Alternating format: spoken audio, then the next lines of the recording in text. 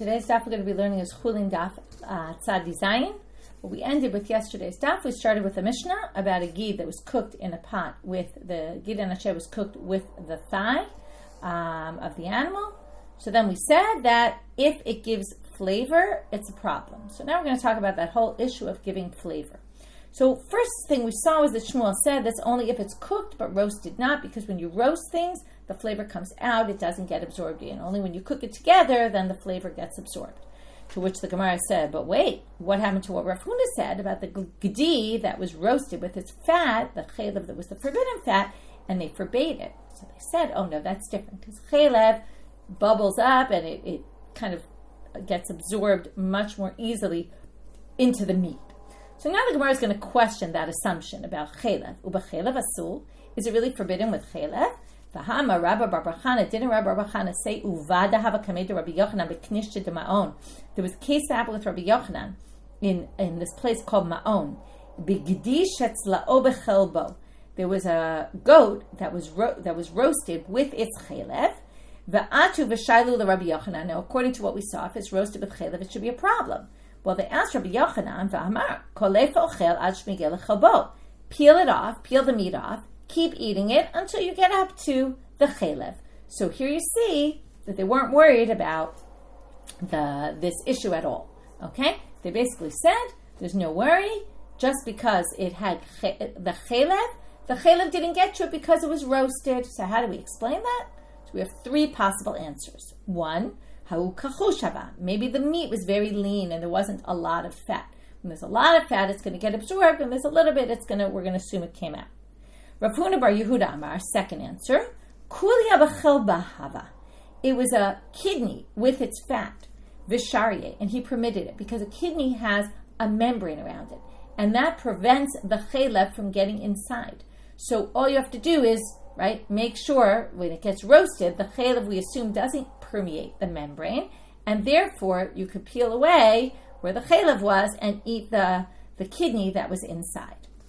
Third answer, which is a very interesting one, Rav and Barav Adamar, kilbit be'ilfashava. Why is this an interesting answer? Because they're basically going to say you got all the details of the story wrong. Okay, we thought it was a gedi, a kid, a baby goat that was roasted in its fat. And when they said to Rabbi Yochanan, he said, peel it away until you get to the fat, and then, you have to stop eating. Now, he claims it was a kilbit, which we saw in Avodah Zarah, it's a non-kosher fish, that was be'ilfashava. It was cooked in a pot, it wasn't even roasted. And Atu Shalei the Rabbi Yochanan, that's about the only part they got right about the story. They asked Rabbi Yochanan, V'amar lehu, and he said to them, not peel it away and eat, but what did he say? Litame kfela aramai. Let a non-Jewish baker taste it, and he'll tell us whether it tastes like fish or not. If he tells us it tastes like fish, it's a problem. If not, then it's not a problem. Okay, so then this has absolutely nothing to do with our case of chaylev because it wasn't even chaylev and it had nothing to do with anything. Okay, so three possible answers how to understand this story. Now, if we're already on this kfei laramai, which we're going to see a little bit more further on, it's a very interesting situation. How do we trust? Okay, first of all, what's interesting is we obviously can't taste it ourselves, so we have to have a non-Jewish person taste it. But what's the problem? Well, in general, in the Talmudic times, there wasn't trust of non-Jews.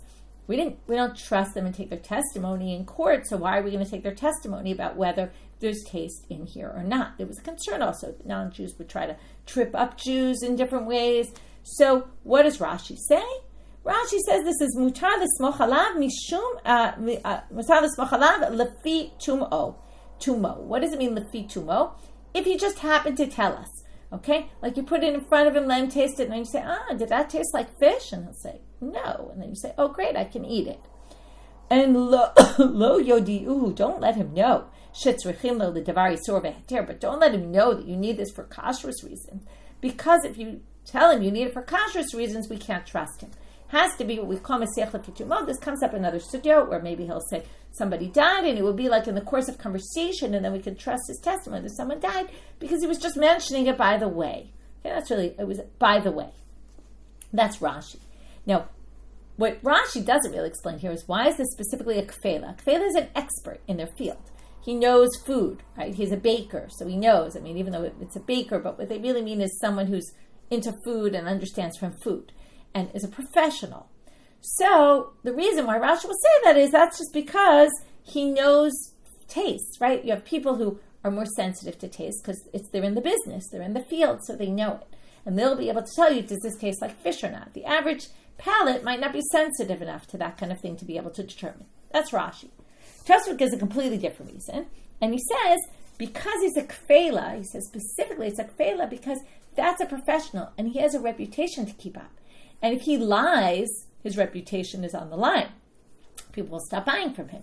So even if he knows he's doing it for the purposes of permitting this for you, it doesn't matter, or forbidding it to you, it doesn't matter. We still trust him because he's an expert, okay? Or in the field, in other words, he's a professional and he has a job, and his job is on the line for lying. Other commentaries say, and by the way, all these interpretations obviously have ramifications for other cases from when we would believe a non-Jew or not. Other people say that we can believe a non-Jew when it's something that will ultimately become clear. So if he says, oh, it doesn't taste like fish, and then we say, great, we can eat it, and then we eat it, and we say, this tastes like fish. So he'll know, we'll know he was lying. So that allows us basically to trust him because we can trust this Kfela Aramai because basically we'll end up otherwise. He's not going to lie because he knows we'll figure out that he was lying. Okay, so that's another possibility. Okay, there's all different reasons. There's more than that even, but we're going to stop here and move on. I'm a Rava. Rava says, Miresh hava kakashya li haditanya. At the beginning, I was a little troubled by this braita.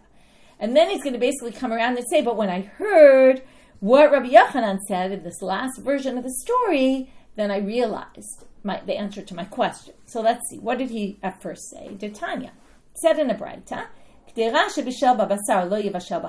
you have a pot where you cooked meat, don't cook milk in it. Okay, we know this. This is what we all grew up on, right? Don't cook milk in a meat pot. Ve'im bishel, and if you did, benotein time. And if you did, so only if you put the milk in the pot, right? If it gave flavor of the meat. If you taste the meat in the milk, it's going to be a problem. Truma, lo yivashel b'chulin, ve'im bishel, benotein time. Okay, that's the end of the braita. If you had a pot where you cooked truma in it, and now you cook non-truma food in it, but it tastes like the truma food, then you can't eat the chulin unless you're a kohen, right? There's no way to eat it. Kohen can obviously eat it because a kohen can eat truma. But a non-kohen can't eat truma and therefore can't eat this chulin that now tastes like the truma food that was in the pot beforehand. So what didn't Rava understand? Well, bishlama truma time la kohen. When it comes to truma, I understand. The kohen tastes it and the kohen can tell us what it tastes like. But elabasar b'chalav man time le. But how are you going to know taste if it's milk and meat? Who can taste it? So hashda amar Rabbi Yochanan. But once I heard Rabbi Yochanan say samchina nakfei laramai, we can rely on this non-Jewish baker. Hachanami samchina nakfei laramai. Then I realized in this case with basar b'chalav, we can rely on a non-Jewish baker. And then it says da Amar, but it really should be Amar Rava. Rava made the following statement, and we're going to explain it kind of based on this. Amar Rabbanan b'tama. Sometimes the rabbi said it goes by taste. Amar Rabbanan b'kfela. Sometimes they said use a kfela. Turning now to Amabet. V'amar Rabbanan b'shishim. And the rabbis also said sometimes we go by 60, right? 60 times the amount. That's what we usually is the standard. So now we have to explain this statement. Hilkach. What does this mean? Therefore, min b'she'eno mino, when you have two different things like milk and meat, tehetera, if it's something that people can taste, like let's say not milk and meat, but if it's something like truma and chulin, say it was meat of truma mixed in with fish of chulin. So you go by tama. Well, then you can have a kohen taste it, and if the kohen says, "Oh, you know what? This fish tastes like meat," then you know the taste of the truma is in there. De'isura, but if no one can taste it, and it's min b'she'eno mino, two different types of things, we go by bikfela. We have a non-Jew taste it. When do we go by shishim? Well, min b'mino, if it's two of the same type, and we can't tell the taste because it's two of the same type and they taste the same, it's meat and meat, or fish and fish, deleka lemeka matama, where we can't go by taste, inami, or alternatively, min b'she'eno mino, or the previous case of de'isura, where we can't taste it, and deleka kfela, and let's say there is no non-Jewish baker around that we can ask, then we go by shishim. So the shishim is when we don't really have another choice. It's interesting. We always go by shishim in general, but then it was more you would go by taste. If you could taste it, great. Otherwise, find a non-Jew to taste it. And if you couldn't do that, then you would resort to shishim. Or in the case of mimimino, where we can't use taste anyway as a factor because they both taste the same. Hanu atmahata di'imluche beresh galuta begida nashaya. Now we have a case of a thigh that was salted with, in the house of the resh galuta, with the gida nashaya. It was salted, not cooked. Now normally, kashrus, right? Milk and meat is a problem if you cook them together. So now, here we have gida nasheh, which is forbidden. It was salted together with a thigh. Ravina asar, Ravina forbade. Rav Acha bar Rav, get rid of the word ashi, it's Rav Acha bar Rav, shari, he permitted. So, atu shayle lamar bar Rav Ashi. Now they asked Mar bar Rav Ashi. Amar lehu, he said to them, because they didn't know what to do. Ravina forbade, Rav Acha bar Rav permitted. So they asked Mar bar Rav Ashi what to do. He said, Abba, my father, Rav Ashi shari, he permitted. Amalei Rav Acha bar Rav le Ravina. So Rav Acha bar Rav says to Ravina, my da'atech. Okay, wait. Says to Ravina, I don't understand. Okay, because he was the one who was arguing with him, right? He said, Ravina, I don't understand.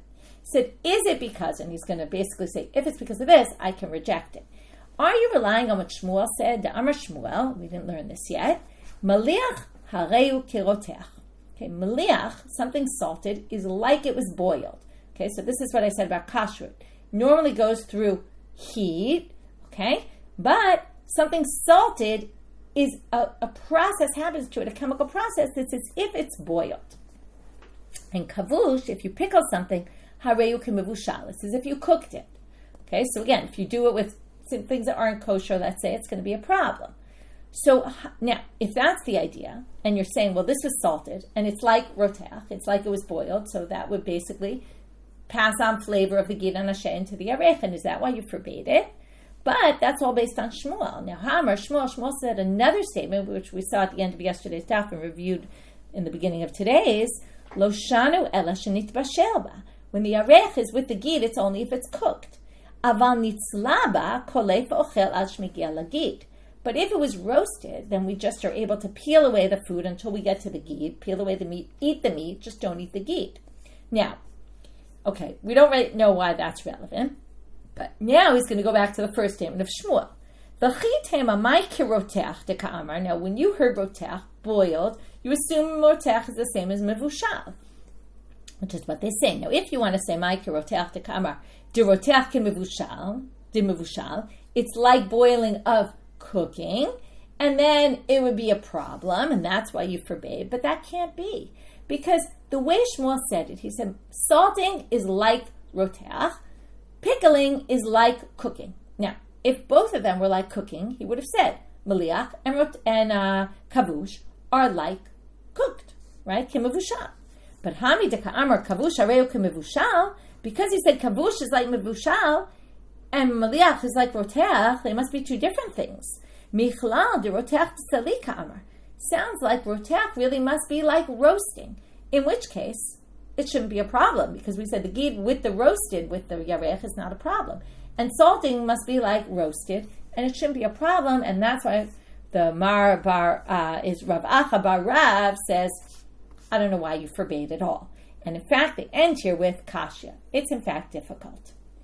Amar Rabbi Chanina. So now comes Rabbi Chanina and says, when we have this issue of shishim, 60, kishehem misha'arim, when they do an assessment, okay, they say, Misha'arin berotev ubekepa ubechatichot ubekdera. Okay, they say basically when they assess the 60, it's not just like meat. Let's say the milk goes into the meat. It's not just against the meat. It's 60 of meat against a little bit of, right, one drop of milk. But we actually count the meat, the rotev, the sauce, okay, the kepa, the parts that are stuck to the bottom of the pot, the chatichot, the slices of meat that are in there, and the kdera. And even the pot itself comes into the 60 of heter that goes against the 10, against whatever percentage of milk, let's say, fell into the meat. Or if it's non-kosher something that fell into kosher something, we take all the parts into consideration. Now, what does it mean, the pot? Some people say the pot itself, which is the thickness of the pot, like how thick the pot is. Some people say it's what the kdera swallowed in other words, absorbed in. Now that means if you have, let's say, a piece of meat and it shrinks, So its original size is what's important, because what shrunk basically is now we assume in the sides of the pot, and we're talking about that's the amount that we mean. Amar Rabbi Avahu Amar Rabbi Yochanan Kol isurin shebetorah misha'arin ki'ilu hem batzal v'kaflot. Okay, anything that's forbidden, okay, Kol isurin shebetorah, other than, by the way, Rashi reminds us, other than the gid anasheh, de kibasar belefet. Remember we said it's like a turnip. We have to say it if that's a turnip.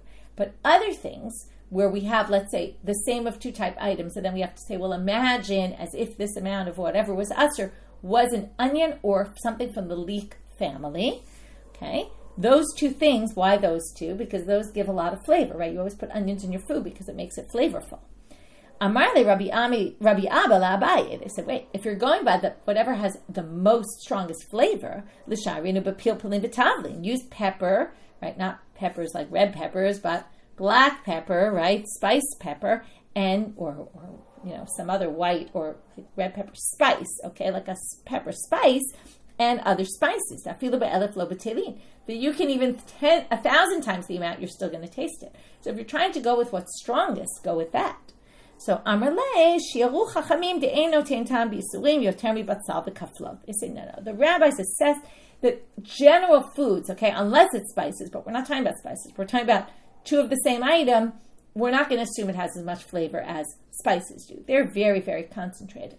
But if it's food, we're going to assume the worst it could possibly be is that it has as much flavor as onion or leeks. Amar Rav Nachman, gid b'shishim ve'en gid min haminyan. If you have a gid, right, that gets mixed up with meat, so we're going to assess it at 60 times. 60 times the meat will cancel out the gid. And ein gid min haminyan. Okay, and we don't count the gid in the 60. Makes sense, right? It's the forbidden part. Chal b'shishim u'chal min haminyan. If you have an udder, which is full of milk, and it falls into meat, so we're going to assess it at 60 against the udder, but the chal min haminyan. But we count the chal, the udder itself, as actually part of the meat, because the chal ends up getting emptied out by all its milk. So when we do the assessment, we include the chal, the udder, in the amount of the meat that goes against the milk that was in the udder. Okay, although this is going to get a little complicated soon. But right now they continue. Beitzah b'shishim ve'en beitzah min haminyan. If you have an egg in 60, right, a non-kosher egg, so it's going to be canceled in 60, but ein beitzah min haminyan. And we don't count the forbidden one. This makes sense, right, as part of the 60. You need basically 61 eggs. 1 forbidden, 60 permitted. And same with the gid, right? The gid, either 60 times the amount of meat against the gid, or let's say it was 60 gidim. Okay? So now, Amar Rav Yitzchak Bered Rabbi Sharsha, Ukhal atzmo asur. Now he adds this other thing. It's a little bit tricky to understand, but the udder itself is forbidden. Okay? And then he says, so forbidden that in afal ktera acheret osel. If that udder fell into another pot, since that udder became asur, it forbids everything in the other pot, again, unless there's 60 against it, and also you would have to kind of take the udder out, because it's a big piece. But with it, putting that aside, so now they say, why is the udder forbidden? Because this is really a bit of a derabanan issue, but when the udder goes into the meat, okay, and it falls in, it has milk in it. Now, in the beginning, it has milk, and some of the meat flavor gets into the udder. Now, at that point, you don't have 60 of anything against anything else. So the whole udder becomes forbidden. Now, even though eventually all the milk comes out, at that point in the beginning, it's got a mixture of milk and meat together. And therefore, if it were to fall into something else at that stage, it would have a mixture of milk and meat and it would be forbidden. So therefore, they say, even at the end, we're going to forbid it because maybe it gets taken. If you forbid it, the udder, if you say the udder later is permitted, you might actually accidentally permit it even at an earlier stage before all the milk came out. And at that point, it would have a mixture of milk and meat. And that's why if it goes into a different pot, it will become forbidden. It will forbid the rest of that pot because that's a combo of milk and meat, which is an item that's completely forbidden. So Amar Rav Ashi, Ki Avina Be Rav Kahana Ibayalan. Now when I was at the house of Rav Kahana, they asked, Ki Misha'arinan B'didei Misha'arinan U'b'maydin Nafit Midei Misha'arinan. How do we assess the 60 when the kal falls into a pot of meat? Is it based on the size of the udder, or is it based on the amount of milk that was in the udder?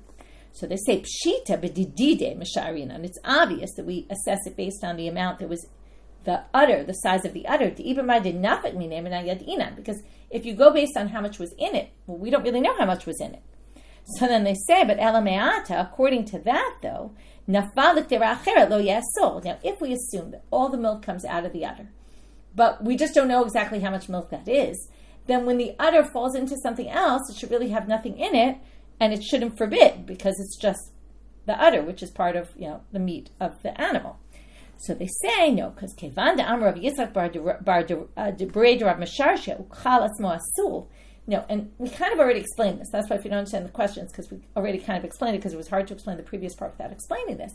But because we said the udder itself is forbidden, shavi rabbanan kechaticha de nevela. The rabbis viewed this as if it was a nevela, as if it was a completely forbidden piece of meat. And therefore, even though maybe it doesn't even have any milk anymore, it doesn't matter, because the rabbis were worried that maybe at that earlier stage when it did, you had this milk and meat combo, maybe from then, let's say it falls out at the earlier stage, it will actually be really forbidden. So even when it has nothing left in it, we still claim that the whole thing is forbidden. Okay. Last part for today, Beit Saba Shishim ve'em Beit Samin Minyan. An egg is canceled in 60, but the egg isn't part of the Minyan. Amarle Rav Idi Bar Avin Labai. Rav Idi Bar Avin says to Bai, wait, I don't understand this. Lemeimra to Yave Tameh, right? This assumes that the egg gives flavor, but eggs don't give flavor. V'ham re'inashe. People on the street say the following: Ki maya debei ba'alma. If you have something really tasteless, you say it's like water cooked with eggs. Okay, it has no taste. Like that's an insult to a cook. So Amarle, so eggs don't have taste. So why are they batal b'shishim? They should be right. They don't give flavor. So why do you need 60 against it? So right, and they assume we're talking about an egg that's from a non-kosher bird. So the answer, no. A non-kosher egg is not a problem. What's the issue here? This is an egg with a chick in it. Now, what's the problem? Well, the chick wasn't slaughtered. The chick is a nevela. It's a dead bird. So that is the meat of the afrach, of the chick, gives flavor, and that's what we're worried about. Not the egg itself, but the chick. Okay, and that explains the problem with the egg. Okay, with that we finish. So what did we do today? We started with this chelev. How the chelev, even when you roast it, is a problem. We brought a different source that said it wasn't a problem. So we had to give 3 different explanations what that was. The last one was there was a completely different case, and that the halacha there in the case was that a kfei laramai had to taste it, and from there Rava got into this issue about the kfei laramai. Oh, I didn't realize, how do you test tam in a case where it's forbidden, like milk and meat? So, it must be a kfei laramai based on what Rabbi Yochanan had said, and then he distinguishes between the 3 different cases. Sometimes the Jew tastes it himself or herself. Sometimes you go with shishim. Sometimes you go with the kfei laramai when you don't have that, or if you had 2 of the same type and you can't go by taste, then you use the shishim, the 60 amount. And then we brought this case of the salting, and we talked about salting that is like roasting, and that's why we didn't understand why Ravina forbade, the case where the ghee was salted together with the thigh. And then we got to that when you do the shishim, you include everything that was not just the meat, but the sauce and the stuff stuck at the bottom and the pot itself. And then we had when you come up with shishim of things that are the same type, you imagine as if the type was onion or leek, because that's the strongest item. We explain why not spices. And then we ended with the statement of Rav Nachman about the gid, the kal, and the beitzah. And we talked about the shishim there, in which case the udder is the one exception to the rule that it actually is like meat. So it goes against, it's counted in the count against the milk that was in it. On the other hand, when they assess how much milk, they assess it based on the size of the udder. And we also learned that other thing, how the udder itself becomes forbidden, that if it falls into other meat, it's a problem, actually. And then we ended with the egg, and we said it must be an egg from a chick, and that explained the problem that we had, that eggs have no taste. And with that, we finished for today. Pretty short daf. Wishing everyone a good day.